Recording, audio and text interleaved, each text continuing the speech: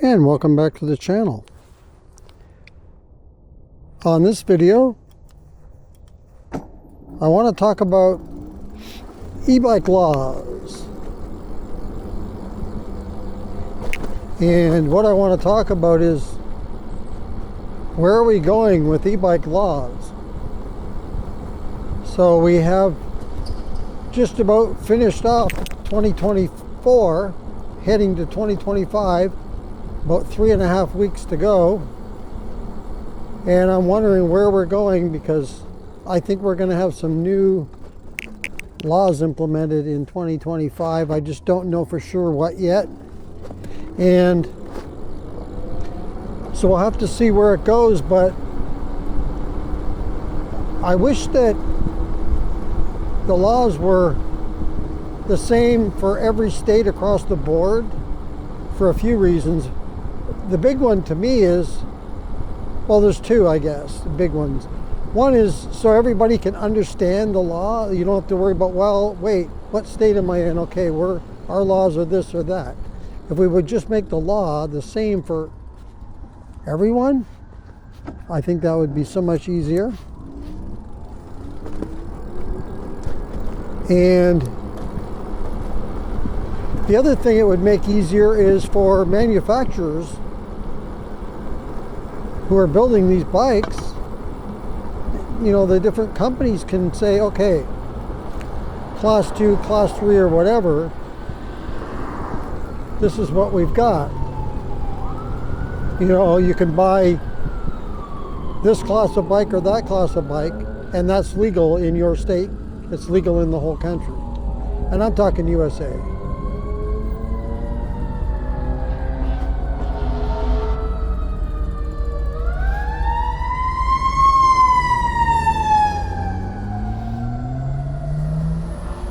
So that would make it easier. To me, they should just do that. Make it same for every state. I don't know why some states are class 3 and some are class 2. If one state deems class 3 to be okay, I don't know why the others can't. Make it so much easier for everyone to understand. But I've spoken about this before. I'd like to see them just abolish the class levels, and let's go just like cars with a speed limit. And whatever you want to make that speed limit, just make it that. And just completely remove the class levels altogether. Then we can say, okay, if the speed limit is 28 miles per hour, okay, we know our speed limit is 28 miles per hour.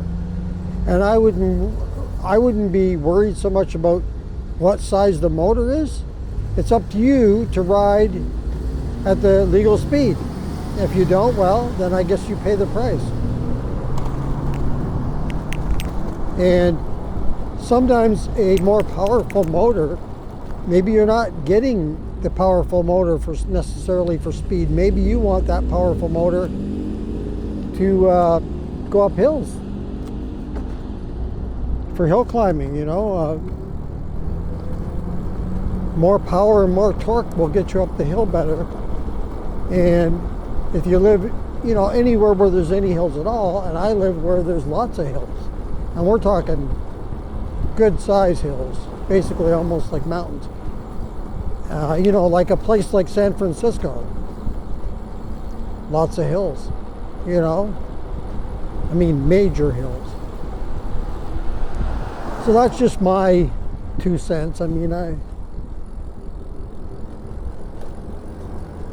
this is what I would like to see, but it doesn't mean that's going to happen. I mean, chances are it's not going to happen, but let me know in the comments what you think. Would you like to abolish classes and just go with electric bike speed limits? And if you agree with that, what would you like to see the speed limit be for electric bikes? And if you don't agree, tell us why you don't agree with that. And I think, here's what I think as far as speed limit. I think the class 3 that they use now, the 28 miles per hour, is good in some instances. Like, we're not counting on trails that are have pedestrians and traditional cyclists sharing and regular and e-bikes sharing, because those should have a speed limit, to me, maximum 15. In some instances 10, because some of them are fairly crowded. But as far as, I like the class 3 for the 28 miles per hour for when there's a bike lane on the road, because your lane that you're riding in is kind of narrow. If you didn't already know, I'm sure you know if you're a cyclist or an e-biker.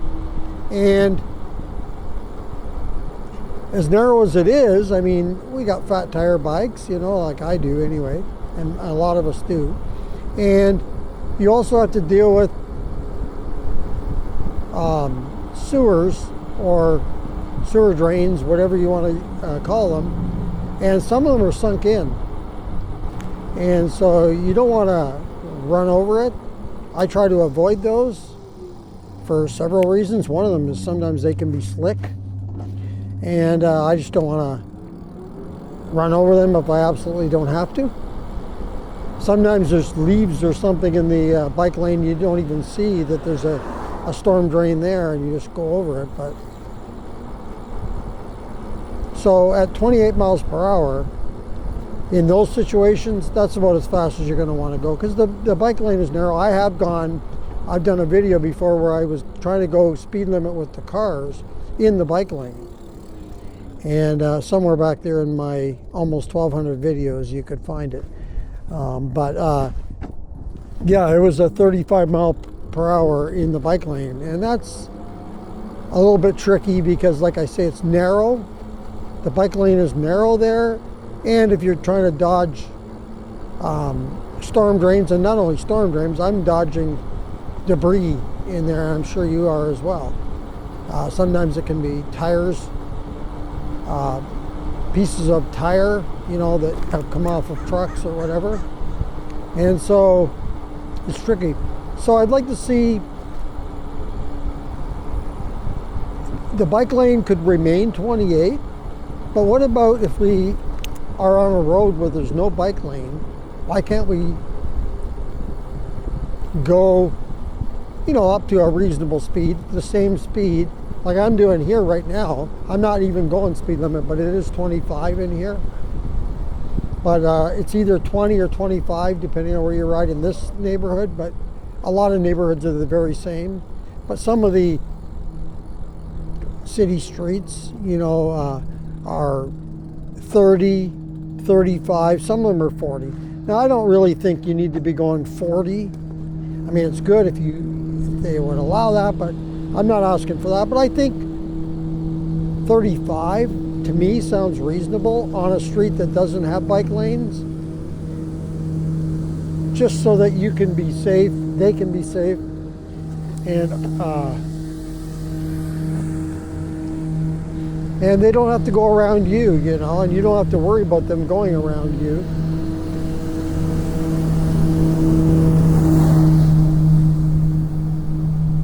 So yeah, I'd like to see that increase to 35, but where there's a bike lane, you probably should be in that. And I'm usually in it, but if there's a lot of debris or leaves, I'll dodge that. I'll skip that and just go right on the thing on the road, because I don't want to be slipping and sliding or riding in something that I don't know what's under it. What's under the leaves, you know? But anyway, that's my thoughts on it. We'll have to see what's going to happen in the new year, but I think we're going to see new laws, and I kind of cringe at what they're going to come up with. Between that and the tariffs, you know, charges, we'll have to see. Well, it'll be interesting to see what 2025 brings in the e-bike world, but I'll certainly keep up. I try to keep abreast of what's going on, and we'll see where it goes. And I'm sure I'll do a future video on more when I know more, but I know laws are coming. We'll just have to see what exactly they come up with. So that's going to do it for this video. If you like this video, go ahead and hit the like button. If you'd like to subscribe to the channel, thank you very much. Just hit that subscribe button. And if you want to be notified as to when the next video comes up on the channel, just hit that notification bell. Normally I put a video up every single day. Very rarely will you not see a video. And it's usually up at 9 a.m. Pacific time, 8 a.m. Eastern time in the US and Canada. And so, yeah. And if you want to comment on this or any other video, go ahead and leave that in the comments below. Once again, thank you for joining me on this video. And until next time, be safe and keep your wheels on the road. See you later.